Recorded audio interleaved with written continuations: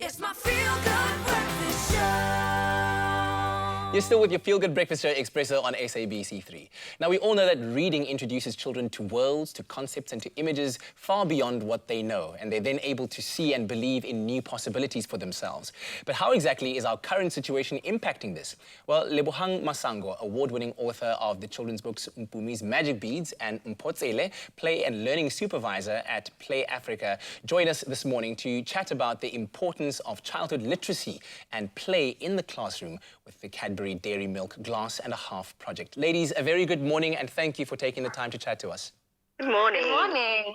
Mpho, maybe I'll start with you. Having the ability to read with understanding is so important, but there are also other important elements within the classroom that ensure growth. Maybe you can tell us a bit more about your program and how you've seen, play improve your learners' ability to learn and grow. Thank you for your question, Jamie Lee. So at Play Africa, we're a children's museum. And in the global context, a children's museum is a place where children can actually go and play and touch and feel things and, play around with things as opposed to what we know in the South African context. But we don't have a specific program focusing on play, but all our programs include play, whether we are doing storytelling, whether we are doing a science-based or numeracy-based program, we include touch and feel, because children learn better when things are tangible to them as opposed to just looking at something in a book. So all our programs, we include play. Even when we talk about children's rights, our children's rights program includes a lot of play. We do role playing. Children can get to be a judge, a lawyer, a policeman, a bailiff. So they understand the different elements and the different components that are included in the justice system. And we let them lead the play as well. Sometimes we like to take over as parents, like, no, don't do it like this, do it like that. But at Play Africa, we follow the child's lead to tell us, like, okay, now if they change the game in the middle, that's fine. We let them change the game and we just have to adapt to the rules, because then it shows us that they are using their imagination. They've got critical thinking skills. They're starting to think out of the box, which for us is a win. Yeah, I've got to admit that I myself have been learning to adjust to that child-led play. Where the game doesn't really work like that, but it's fine. Lebohang, let me talk to you for a second. I think as adults, we all understand the need to give children access to books that help to build their imaginations. Now, as a children's book author, why do you love writing children's books, and how can we share the gift of reading with our children today? Thank you for your question. I love children's books because, this is what made our childhood so memorable. The magic and the creativity that came from reading about all of these worlds that we'd never been to.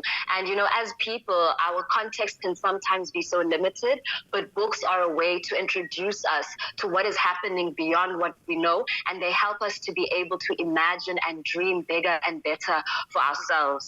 And I think that's the wonderful thing about, Cadbury Dairy Milk's Glass and a Half project, because it wants to give that precious gift of childhood to children, and especially to vulnerable and orphan children who during this current lockdown may be forgotten, as we all look inward and try to make sure that we are healthy and our families are healthy. But there are those children out there who are not being thought of in this time.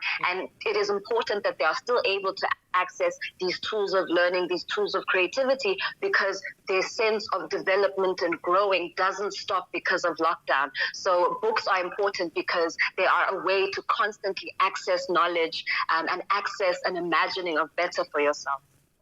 I couldn't agree more. And, we also know that having a balance between literacy and play will improve, our children's ability to learn and grow. But maybe for you, Mpho, how can the public help to encourage reading and play? We worked with a lot of orphan and vulnerable children and marginalized communities as Play Africa, because we are based in the city, and in Braamfontein specifically. And the children around that area don't have a lot. They go to a classroom with 4 walls around them. They live in a flat with 4 walls around them. What I could encourage parents, is basically what the Glass and a Half project is doing. Really, having the toys, books and games. When kids have access to that, you will see the imagination, go wild. And I think it's very important for caregivers to actually allow children to explore, because the don't touch, don't do, don't read. We have a lot of don'ts as parents. We have a lot of, we block children from doing things, and we don't know where that next innovator is coming from, so with the Glass and a Half project, it's really important that you incorporate all these things. When you have the toys, the books, and the games, Lebohang could be writing a book. Lebohang needs an illustrator, but if you don't let the child grab that pencil, let them explore, let them write the story in picture form. Some kids are not great with words, some kids are not great with drawing, but let them write that story in picture form. Let's encourage our children to really, show us what they can do, really show us their own talents. Let's let children explore. Let's let them touch things. Let's let them feel. Let's let them make mistakes. Allow them to make mistakes, because that's how they are going to learn. I think if we start being more empathetic, when a glass breaks in the house, even if it's a glass and a half of milk, it's fine. Let it break. Let it be a learning lesson around that time. Those are some great insights there, Mpho. Now, Lebohang, from your perspective, I think we all understand, those of us that really have been into reading maybe through our formative years, understand that books are also a great source of comfort through difficult periods of our lives. From a children's book perspective, what do you think that children gain from reading books? And why would you say that, not just parents, but as a community, we should start encouraging our children to read more? Some of us, our contexts are limited as people. You only know as far as what you are exposed to in your immediate environment. And this is true for children as well. But not everyone is blessed to have a family, as Mpho was saying, that is so empathetic and that is so patient with teaching.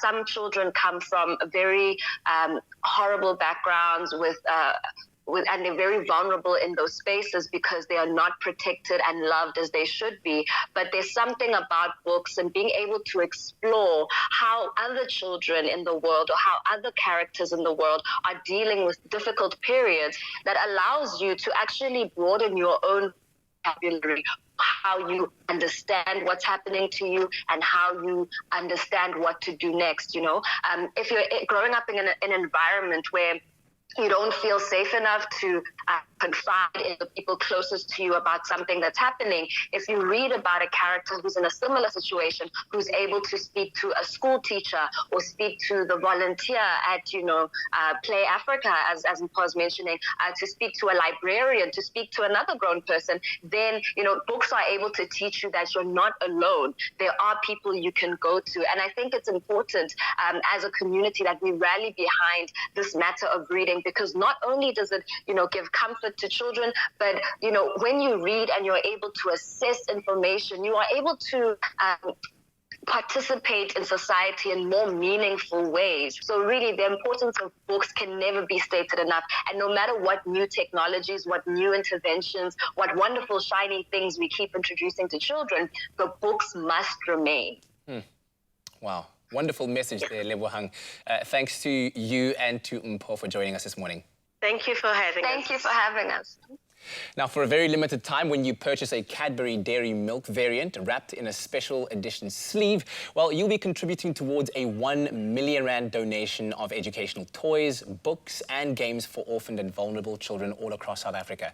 To find out more about how you can be part of making a difference with the Cadbury Dairy Milk Glass and a Half project, you can visit www.cadbury.co.za/generosity. And of course, you can also follow them on Facebook, Twitter and Instagram under the hashtag Glass and a Half. Every bar purchased contributes towards toys for orphans. There's a glass and a half in everyone.